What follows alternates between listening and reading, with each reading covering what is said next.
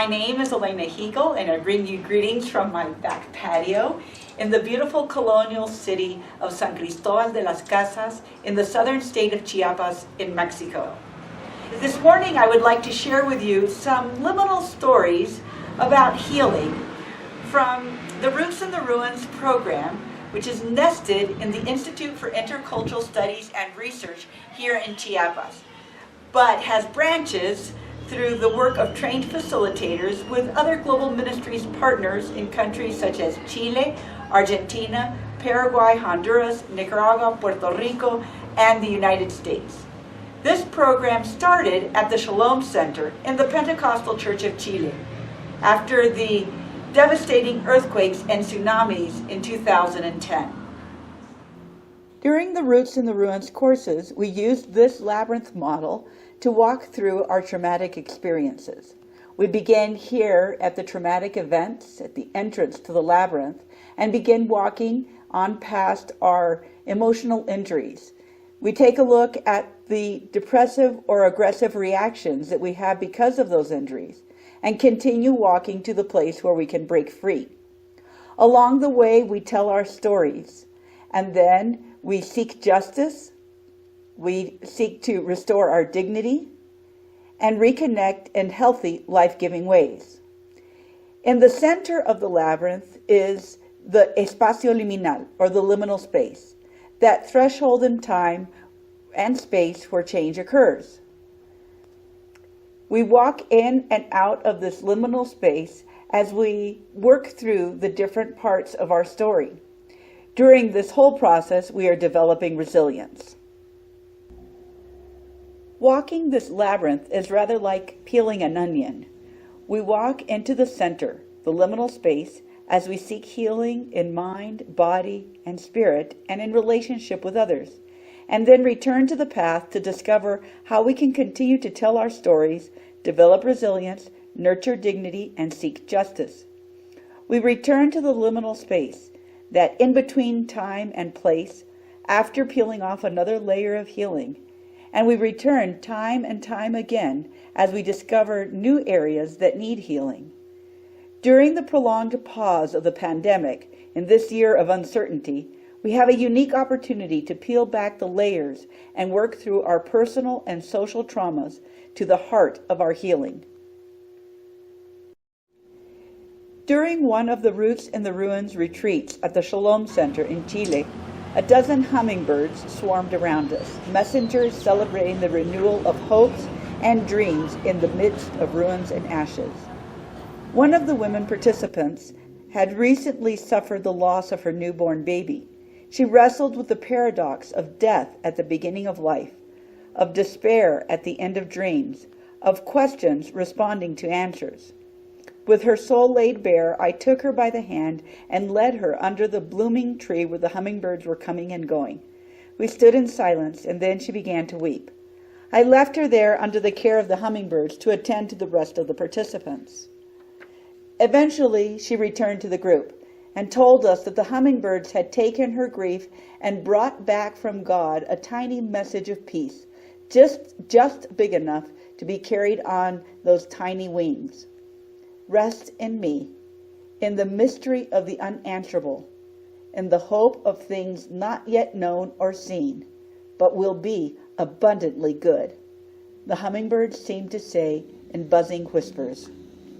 Participants in the Roots and the Ruins program from Paraguay explained that in their Guarani culture, the hummingbird represents the place where heaven caresses the earth, and its flight is a reminder of the existence of the land without evils, here with us now, and yet beyond in our limited perception of time and space. Hummingbirds, or the mainumbu, as they are called in Guarani, invite us to search for and believe in the land without evils, that place where we will live into Puawapu, literally the place of tranquil stomachs, which is the Guarani metaphor for peace. The first place we feel the lack of peace, the Guarani say, is in the pit of our stomachs. When one's stomach is at ease, then one experiences peace. That peace, however, is not complete until everyone in the community enjoys a tranquil stomach, with enough food, a sense of their dignity, as well as the dignity of others, and a vision of hope and renewal in the present and in the future. For the Guarani, peace comes with equality. Everyone's stomach is at ease, and justice, enough food and opportunities for everyone, both locally and beyond the boundaries of a particular community. The hummingbird is the liminality messenger, calling us to seek individual and community peace with equality, dignity, and justice in our quest for the land without evils. In Chiapas, in southern Mexico, I met Elena, my tocaya, the term in Spanish we affectionately use for someone who has our same name. She belongs to the Celtal Tzotzil people, and her Mayan ancestors have lived in the Chiapan highlands of Mexico near the Guatemalan border for thousands of years. We have something else in common besides our names. We both love and identify with hummingbirds, the tiny birds native only to the Americas and incapable of surviving in cages that limit their freedom. Elena tells me that the hummingbirds are the ancestors, the grandmothers and grandfathers, coming to reassure us and infuse us with strength and hope. A legend of the Mayan people recounts how the hummingbird received the task of carrying wishes and thoughts between the gods and people. Hummingbirds are here to remind us to enjoy and protect our freedom, to be true to ourselves, to all that is good and life-giving, my tocaya explained to me one day. When I see a hummingbird pause on a branch, I remember that I too must stop, rest, breathe, and tell myself to simply be in the middle of all of my doing. Elena invites me into the traditional liminal space of the Mayan altar. Mayan altars are always created in community. They are made of transient gifts from nature, flowers, water, soil, seashells, and beeswax candles. Early one morning, Elena and 3 other co-workers, an American woman, a Tzotzil woman, and a Celtal man, and I, prepare a Mayan altar with fresh-cut flowers arranged in yellow, white, red, and lilac pie pieces, completing a circle on the floor. When everything is ready, the ocote, a piece of resinous heartwood of the Montezuma pine, is lit, and the pungent spice smell, along with the deep, melodious moan of the conch shell, calls to us. We gather around the altar, holding candles to represent the 4 cardinal directions. Christians and those with Mayan spirituality, as well as those who profess no faith. Celtales, Tzotziles, Europeans, Mexicans, United Statesians, Canadians, and Lebanese are all drawn by the smell, the smoke, and the candles, and the flowers into this sacred space. We pray for our personal and collective awakening to peace in the midst of the political crisis and government-sponsored violence. We pray for courage and as the diversity of the environment around us disappears. We pray for justice in communities devastated by migration, alcoholism, and drug trafficking. We pray for the people of all nations to have the courage and the perseverance, the wisdom and the strength to stand in dignity as the Mayan people have stood again and again over the centuries, bending under oppression but not breaking, resilient and resistant. And with each prayer we turn east, west, north, and south. As I have traveled up and down and across the Americas, I am always on the lookout for glimpses of wisdom hidden in hummingbird stories. It never ceases to amaze me how many people have had a hummingbird moment that changed the direction of their lives. In preparing the Roots in the Ruins Hope and Trauma materials, I wrote a series of stories to help the children of Chile to heal in their relationship with nature after the earthquake and tsunamis. The tales invited the children to open up their souls to the beauty, well-being, and grounding that comes from reconnecting with nature, even as the aftershocks rumbled and shook their sense of security.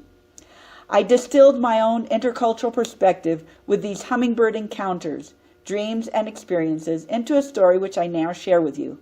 I hope you enjoyed the story as much as the children have, and that it might entice you also to join the hummingbirds in that liminal space where heaven caresses the earth.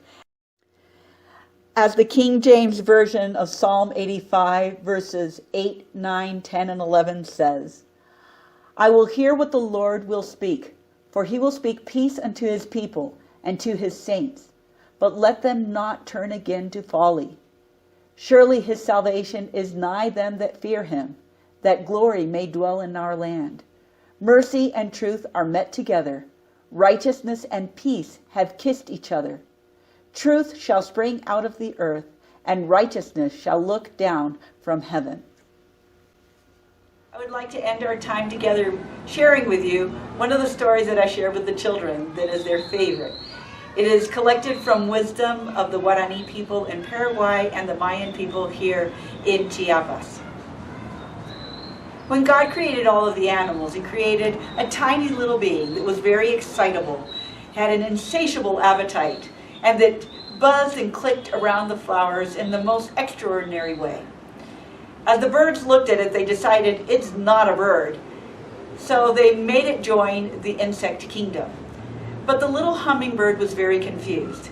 It didn't know, am I a bird or am I an insect? I certainly have feathers like a bird, and I fly like a bird, but maybe I'm an insect because I drink the nectar from the flowers and I buzz like an insect. So it happened that the bird was sent out into the garden, and as it wandered around, it suddenly came across a big red flower. The hummingbird was just going to stick its beak into the flower to collect some nectar when it heard a yell. Hey, what are you doing? And there it found a tiny little soul. See, the Guarani people believe that the souls that have not been kind in this life are sent into the garden to hide in the flowers until they learn kindness and sweetness so that they can find their way to heaven. Well, this grumpy old soul told the hummingbird, get out of here, this is my flower. The hummingbird said, what are you doing here? I'm waiting to find my way to heaven. The hummingbird said, I have heard that if you fly very, very fast, on the first ray of sunlight that comes down in the first light of dawn, if you fly up that ray, you can make it into heaven. If you would like, said the hummingbird, I'll come looking for you tomorrow morning before dawn. I will pick you up in my beak and fly as fast as I can on the first ray of light right into heaven. The old soul said, I've been so mean and cross all my life, I don't believe you'll actually do this for me. But the next morning, before dawn, the hummingbird was there at the little red flower and picked up the soul in its beak. For souls are light enough to fit in the beak of a hummingbird. And the hummingbird flew as fast as it could up the first ray of dawn into heaven. And there, waiting for them, was an angel. Welcome, said the angel. What can I do for you on this splendid morning? The old soul said, I've been so mean and cross, I never found my way into heaven. And the angel said, but everyone is welcome here. And the little soul jumped out of the hummingbird and ran as fast as it could into heaven before somebody changed their mind. The hummingbird was getting ready to go into heaven too when the angel said, no, it's not time for you yet. I have a message that I'm going to send back to earth with you, a message of peace. So the hummingbird picked up the message and brought it back to earth, and then began searching through the flowers again for other souls that needed to find their way into heaven. The hummingbird spent several months flying back and forth between heaven and earth, carrying souls into heaven and bringing back messages of peace, of hope, and joy. Until one day, when the hummingbird was flying with a soul into heaven, it discovered that it wasn't an angel waiting there at the entrance into heaven, but God was there. And the hummingbird thought, this is my chance. Went right up to God a little shyly and asked, excuse me, can you tell me, am I a bird or am I an insect? And God started to laugh and said, oh little one, said God, you are exactly what I created you to be. You are a messenger between heaven and earth, a bird with wings so fast that you can carry souls into heaven and bring messages of peace, of joy, and hope back to earth. Keep doing your job, little one, said God, because the task that you're doing is such an important one. What I need people believe that if you open your soul when you see a hummingbird, you will enter for an instant into that liminal space where heaven caresses and kisses the earth. The hummingbird will deliver its heavenly message right into your soul to encourage you with peace and joy and hope. The Mayan people invite us to pause to be fully present when we see a hummingbird and wait to receive the wisdom of our grandfathers and grandmothers. So the next time you see a hummingbird, I encourage you to take a moment to enter into a liminal space of healing and transformation. Ask God to show you what is the next step that you should take in the labyrinth to tell your story, develop resilience, seek justice and dignity in your personal life or in your family, church, or community. And if you happen to disturb a grumpy old soul hiding in your garden, be reassured that a hummingbird will be along soon to help it find its way into the land without evils.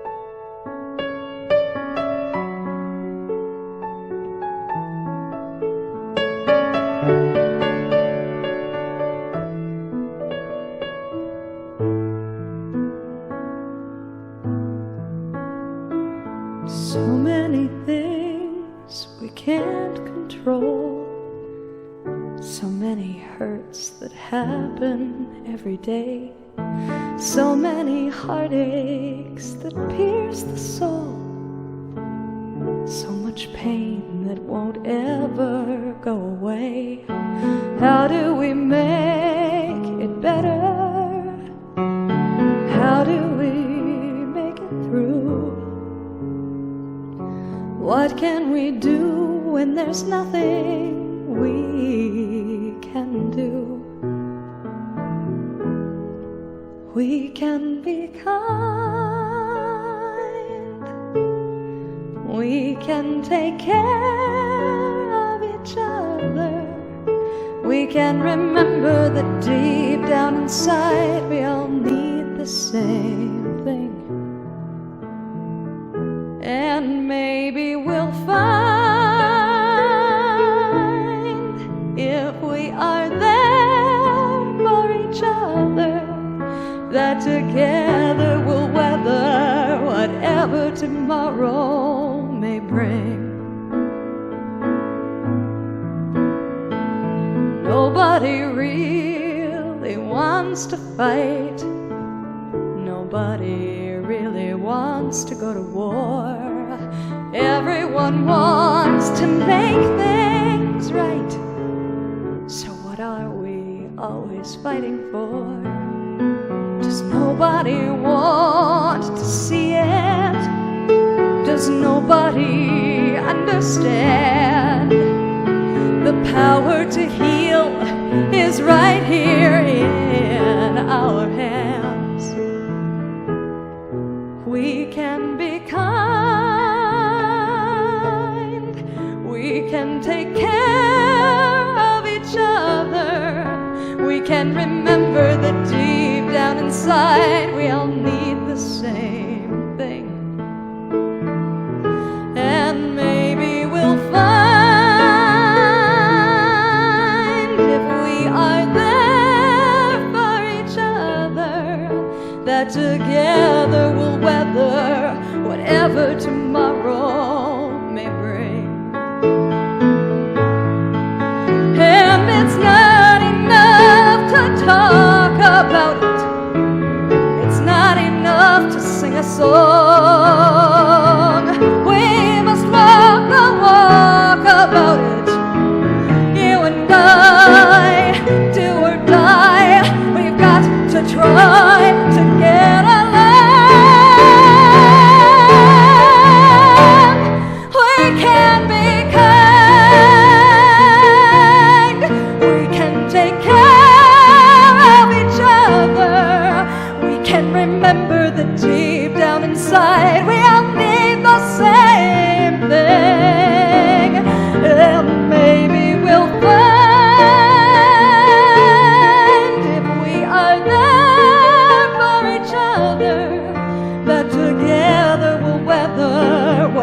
whatever tomorrow may bring.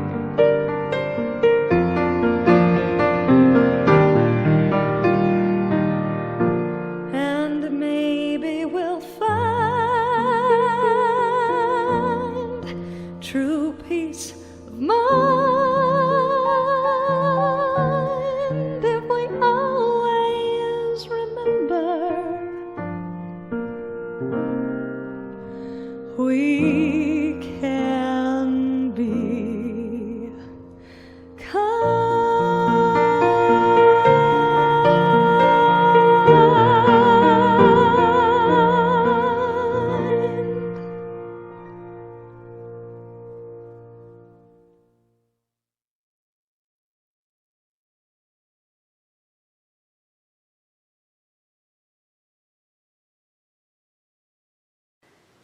Bishi awotan, snichimalkotan. Hello, my name is Elena Hegel, and this is the greeting of the Mayan women in Chiapas, southern Mexico, where I live. The women embroider these beautiful blouses with flowers over their hearts. And when they meet, they say to each other, "How is your heart, Bishi awotan?" And then the response is, "My heart is blooming, snichimalkotan," as a way to affirm the good life, the hope, and the peace that women share. My heart is blooming as I have the privilege in sharing in the ministry and nurture of Lekil Kushlechal, or the good and abundant life for all, as is the stated mission of global ministries and is affirmed by the Mayan people in Chiapas. Our ministry together is like this ball of yarn. Together, we are very strong. One of these strands represents the United Church of Christ, the Christian Church Disciples of Christ, with all of its conferences, regions, local congregations, and people like you. Another one of these threads represents global ministries, which is the branch of the church that has the responsibility of bridging the relationships between our local congregations, people like you, conferences and regions, with our overseas partners. This represents me. The third thread represents all of our overseas partners, churches and organizations that are working with us to bring about that abundant and good life for all. Together, we're strong. My heart is also blooming as a Global Ministries Mission co-worker accompanying the Institute for Intercultural Studies and Research in Chiapas and San Cristobal de las Casas, the southern state of Chiapas in Mexico. Many cultures and languages converge on this beautiful colonial city. The Institute's mission is to contribute to peace building, strengthening dignity, and the diversity of individuals, communities, and cultures while caring for our common home. Our participants come from many different backgrounds: Mayans, Mexicans, people from the United States, Canadians, Europeans, Central and South Americans, Catholic, Protestant, spiritual seekers, as well as people from no particular faith background, urban or rural dwellers, speakers of European or original American languages. Caring for our common home means learning together how to strengthen our communities through food sovereignty programs, growing nutritious organic vegetables and fruit, as well as caring for farm animals, tree planting in response to devastating deforestation. We also work on heart healing with resilience development, trauma healing, and conflict transformation practices. My heart is blooming even in the midst of a worldwide pandemic. I have been able to coordinate with the Institute in Chiapas and Global Ministries partners in Mexico, Puerto Rico, Chile, and Paraguay to co-author 2 books. This one is called Trees and Love. If they have roots, they will bloom, with educational strategies to develop dignity, resilience, and hope.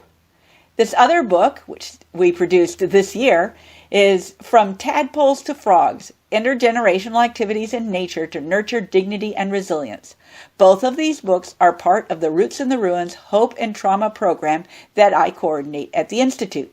I would like to share my ministry with you through the following song and photographs of the work of the Roots in the Ruins Hope and Trauma program at the Institute for Intercultural Studies and Research in Chiapas, as well as with other Global Ministries partners.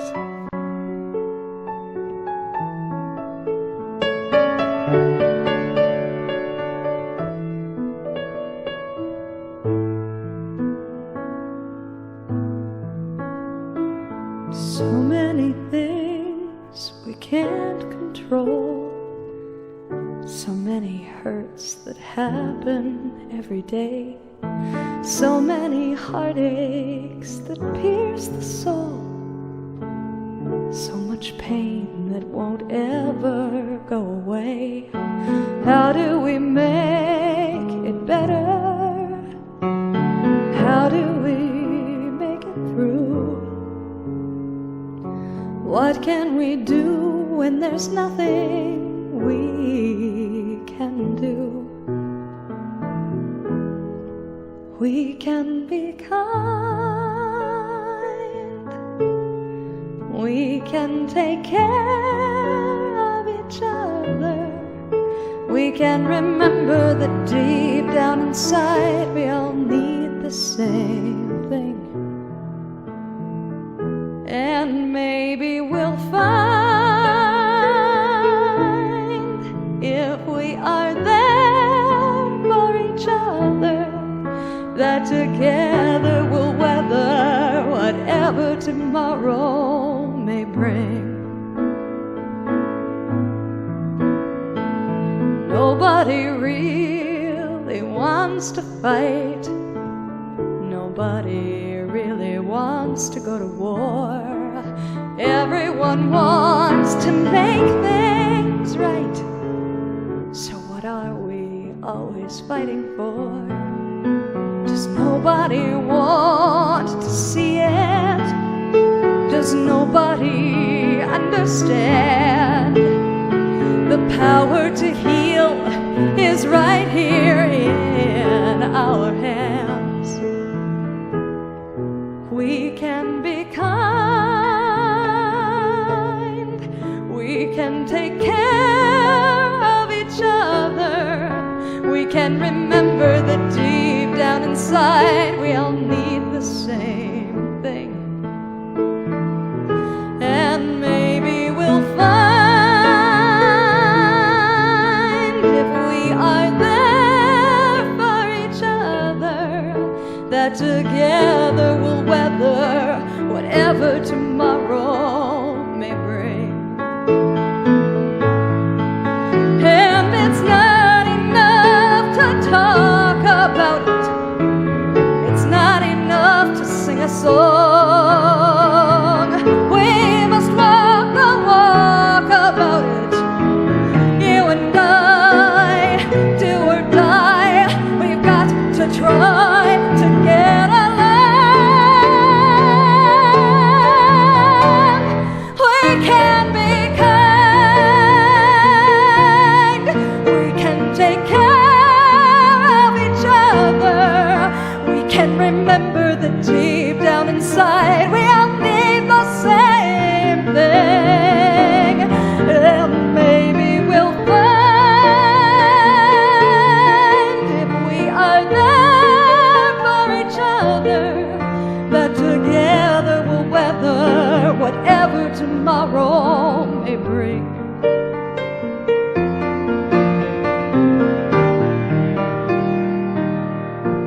And maybe we'll find true peace of mind if we always remember we can be